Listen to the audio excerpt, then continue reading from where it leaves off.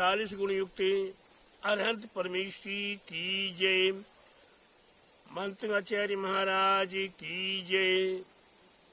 उपकारी सोमसेन आचार्य महाराज की जय। आचार्य गुरु 108 परम तपस्वी पंचरी परम ऋषि संत श्रोमणी 5 वर्ष के जल के त्यागी स्वतंत्र सेनानी ज्ञान वृद्धि तपो वृद्धि वयो वृद्धि आचार्य गुरु 108 नेमी सागर जी महाराज की जय। आचार्य श्री 108 दया सागर जी महाराज की जय। भव्य आत्माओं, जैसा कि आप सभी जानते ही हैं, भक्तामर जी सिद्धांत का एक बहुत बड़ा स्तोत्र है। इस स्तोत्र के अंदर हमारे मानतुंगाचार्य महाराज ने कितना सार कहा जा सकता है कि गागर में सागर को समावेश कर दिया है। अरहंत प्रभु के गुणों का गुणानुवाद, अरहंत प्रभु के गुणों का गुणानुवाद एक एक श्लोक के माध्यम से करने का प्रयास किया और अरहंत प्रभु के गुणों का गुणानुवाद एक एक महिमाओं को गाने का प्रयास किया है। ये अरहंत प्रभु की महिमा हमारे मानतुंगाचार्य महाराज आज 39 नंबर के श्लोक के माध्यम से से करने जा रहे हैं। भिन्ने वे कुम्भे गल दो जल सोनी ताकता मुक्ता फाला प्रकार भूषित भूमि भागा बद्धा क्रमा क्रमगतम हरिनादि पोपी नाक्रामति क्रम युगा चल संस्कृतम ते। इस प्रकार से हमारे मानतुंगाचार्य महाराज ने ये 39 नंबर का श्लोक है हम भव्य आत्माओं को बताने का प्रयास किया है और रचकर तैयार कर दिया है। आप आए और इस श्लोक का सार समझें। इस श्लोक में कितना रहस्य छिपा हुआ है।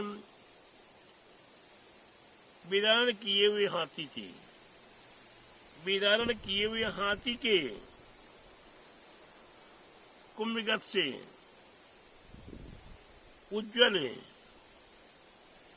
शोषित रक्त जो शरीर से उनके मुक्ता मणि के समान रत्न झर रहा है, ऐसे रक्त से विभूषित वह हमारे हिरण का झुंड हिरण भगवान की भक्ति के लिए आ रहा है और हाथ सिंगों से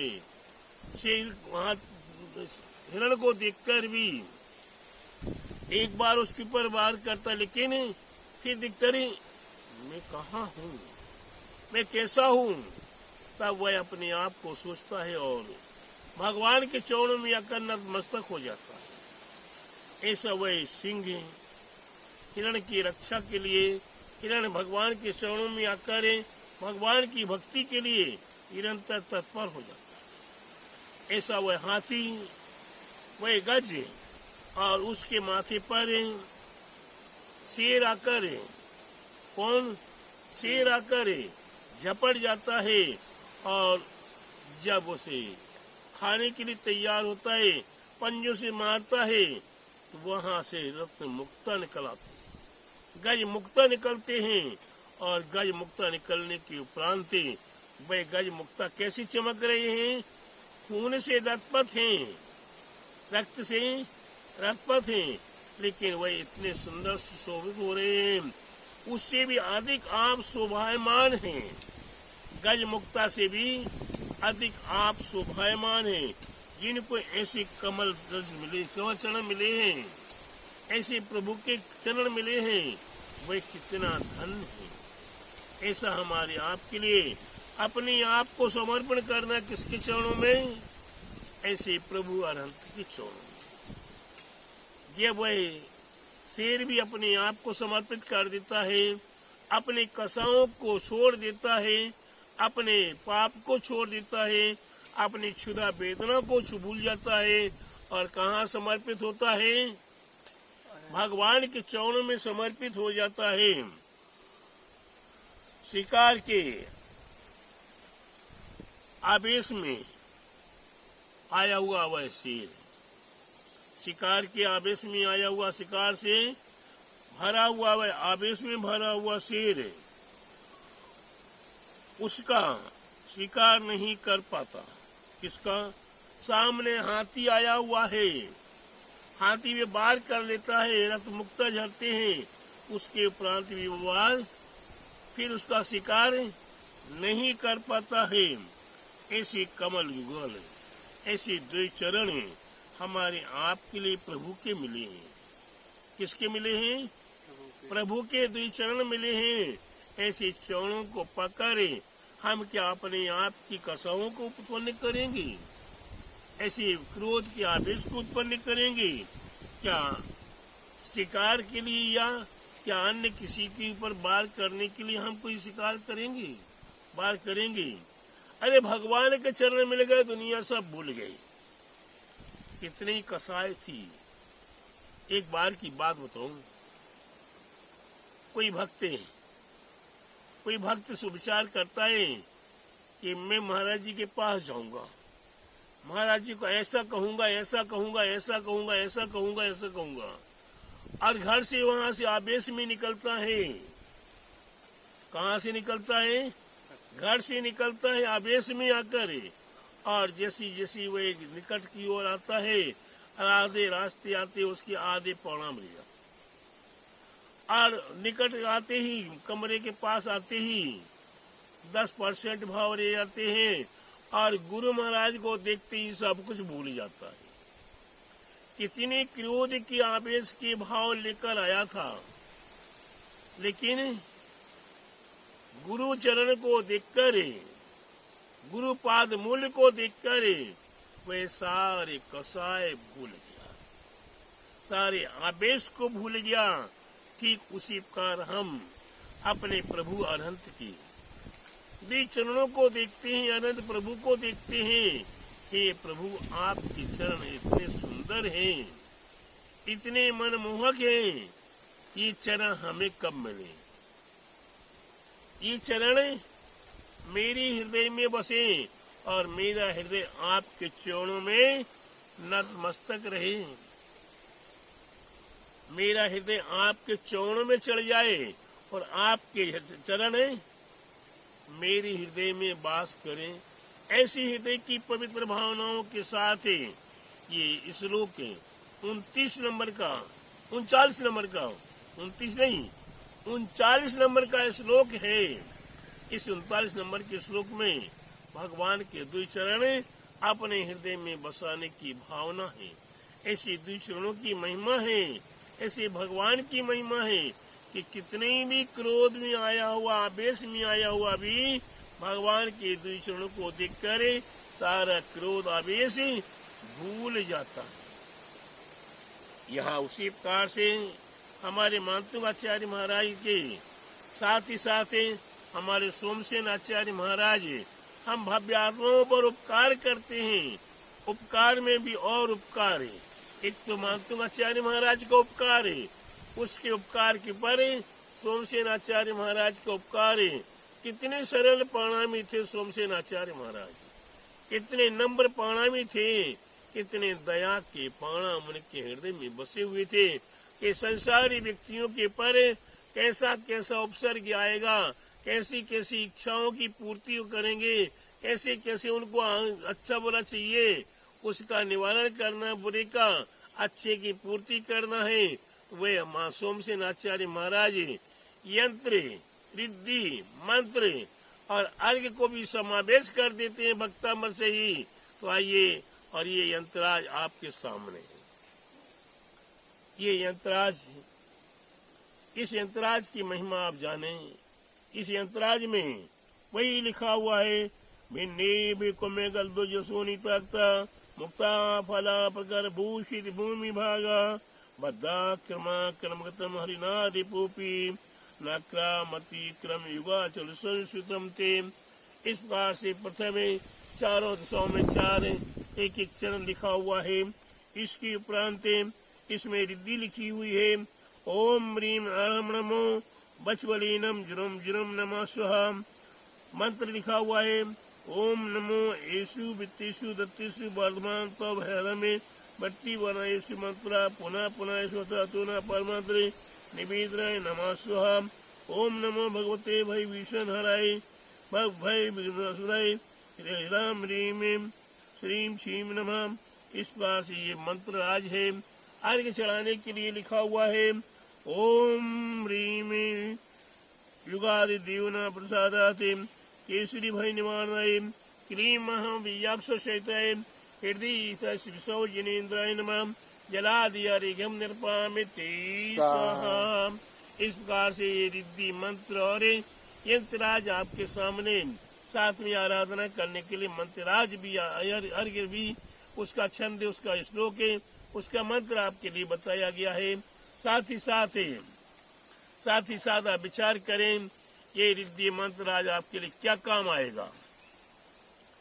ये यंत्रराज पहली तो बात है ये है कि हाथी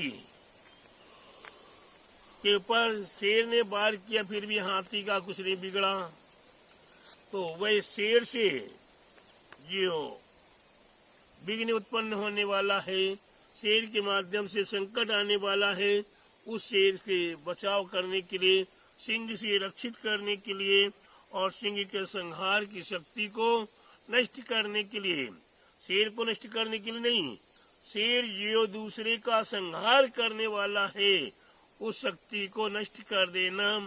तो उस प्रकार से ये शेर के माध्यम से हमारे आपकी रक्षा का प्रभाव बताया है। और साथ ही साथ विशेष रूप से हमारे सोमसेनाचार्य महाराज ने और हमारे गुरुवर आचार्य श्री ईश्वर नेमी सागर जी महाराज ने हमें रास्ता बताया है, सन्मार्ग दिखाया है कि हमारे परिवार में कोई बालक है, कोई बालिका या हमारे समाज में कोई बुरे मार्ग में चला जाता है, दुष्कृत मार्गों में चला जाता है, सप्त विष्णुओं में लिप्त हो जाता है, उसे सन्मार्ग पे लाना हो। क्या करना हो? सन्मार्ग पे लाना हो। तो आप अपने पुत्री का, अपने परिवार का, अपने समाज के जो बुरे होते हुए व्यक्तियों का बुरा न होने दें और उससे अगर बचाना चाहते हैं तो आप इसे सन्मार्ग दर्शक भी कह सकते हैं। सन्मार्ग का दर्शन करा देगा, सन्मार्ग आपको दिखा देगा और सन्मार्ग में लाकर आपको खड़ा कर देगा। इस प्रकार से इसे रिद्धि मंत्र की आराधना करने के लिए यंत्रराज को सोने चांदी तांबे या कांसे पर खुदवा कर उस पर आप विधिवत ऐक्य द्रव्य के माध्यम से उसकी प्राण प्रतिष्ठा आदि कराएं, शुद्धि करें। फिर यंत्रराज को सिंहासन पर स्थापित करें, कलश दीपक और धूप की तैयारी करें। फिर यंत्र रिद्धि मंत्र और रिद्धि और मंत्र की आराधना करें। 10 माला प्रतिदिन 21 दिन तक, 48 दिन तक, 108 दिन तक आप इसकी आराधना करें। पीला वस्त्र, पीली माला और पीले आसन पर बैठकर उत्तराभिमुख, उत्तर दिशा की ओर मुख करके आप बैठेंगे तो आपके लिए यह रिद्धि मंत्र सिद्ध हो जाएगा। इसके उपरांत जब कभी भी कोई कार्य पड़े तो इसका उपयोग करने के लिए 108 बार आप रिद्धि मंत्र की आराधना करें।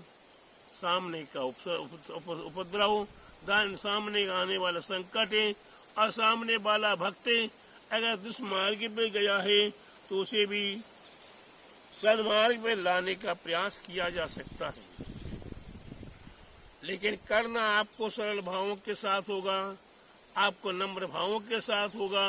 आपके लिए हृदय से पवित्र होकर उपकार करने का भाव, उसके प्रति मेरे को कुछ मिले ऐसी भावना के साथ करोगे तो गलत होगा।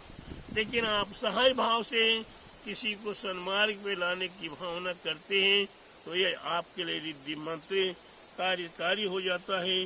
जंगल में अगर आप कहीं जा रहे हैं, रास्ते में भयंकर खूंखार दहाड़ता हुआ कौन आ जाए सामने?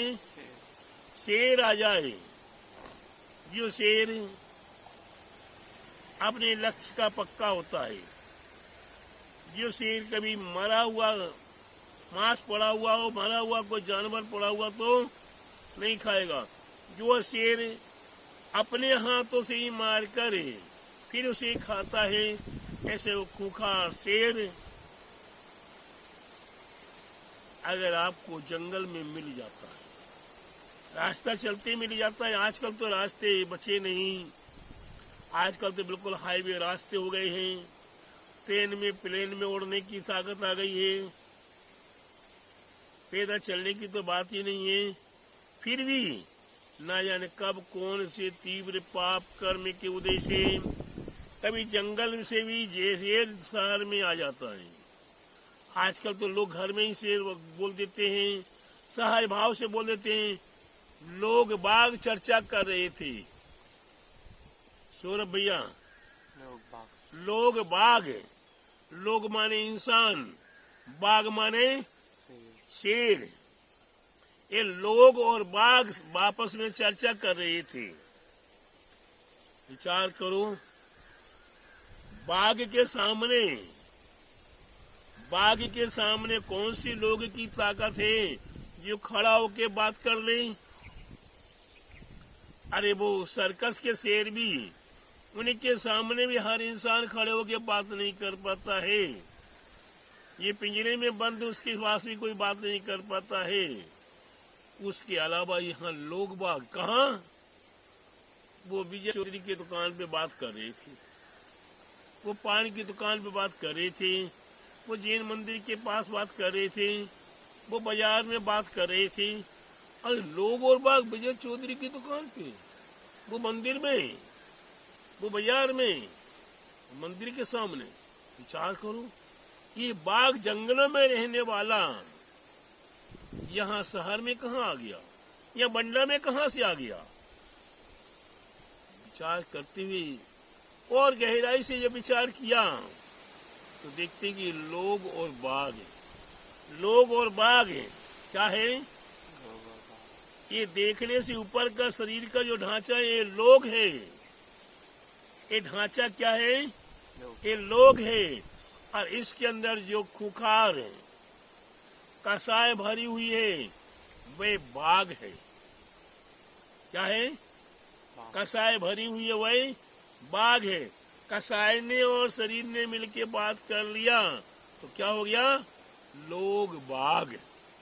दोनों ने मिलके अपनी चर्चा कर ली और बाहर मुख से उच्चारण किया, लोग बाघ। ना लोगों को पहचानते हैं ना बाघ को पहचानते हैं। अगर कहीं कोई चर्चा कहे कि लोग बाघ लोग बाघ लोग बाघ, एक बार प्यार से पूछो तो भैया वो लोग कैसा था और बाघ कैसा था। ना लोग का स्वरूप बता पाएंगे ना बाघ का स्वरूप बता पाएंगे। क्यों कि स्वयं की रचना है। इसलिए प्यारे बंधुओं, ऐसी दुष्मार्ग में चलने वाले, ऐसे विकृत मार्ग में चलने वाले, उन्हें भी सन्मार्ग दिखाया जा सकता है। 39 नंबर के रिद्धि मंत्र की आप आराधना करें। अपने बाह्य बाघ से, जो जंगलों में बाघ रहने वाले शेर हैं, उनसे भी बचाव कर सकते हैं। और अंतरंग आत्मा के अंदर, इस शरीर के अंदर क्रोध मान माया रूपी ये बाघ बैठा हुआ है, उसे भी बाघ को समाप्त करें, अपने आप में सन्मार्ग को प्राप्त कर सकते हैं। इस प्रकार का ये रिद्धि मंत्र 39 नंबर का रिद्धि मंत्र, इसकी आराधना करें, इसकी साधना करें और दुश्मन को भी मित्र बनाने की क्षमता प्राप्त कर ले। दुष्मार्ग पे, बुरे से बुरे मार्ग पर चलने वाले को भी सन्मार्ग का दर्शन करा दे। यही हमारे आचार्यों ने, हमारे मानतुंग आचार्य महाराज ने, हमारे सोमसेन आचार्य महाराज ने हम भव्य आत्माओं के ऊपर उपकार करके रास्ता बताने का प्रयास किया है। इसे आप भव्य आत्माएं स्वीकार करें और अपने जीवन को सार्थक करें। यही हमारा आपसे भी भव्य आत्माओं से अनुरोध है, निवेदन है कि सरल भावों के साथ भक्तमर की आराधना, भक्तमर की साधना, भक्तमर की आराधना साधना विधि विधान अनुसार करके अपने जीवन को सार्थक करें। बोले भक्तमर महास्तोत्र राज की जय, बोले मानतुंग आचार्य महाराज की जय, 46 गुण युक्त अरहंत परमेष्टि की जय। बोले आचार्य गुरुवर 108 परम तपस्वी वर्चरी परम तिशी शांति शिरोमणि 5 वर्ष के जेल के त्यागी स्वतंत्र सेनानी ज्ञान वृद्धि तपो वृद्धि वय वृद्धि आचार्य गुरुवर 108 नेमी सागर जी महाराज की जय। आचार्य श्री 108 दया सागर जी महाराज की जय।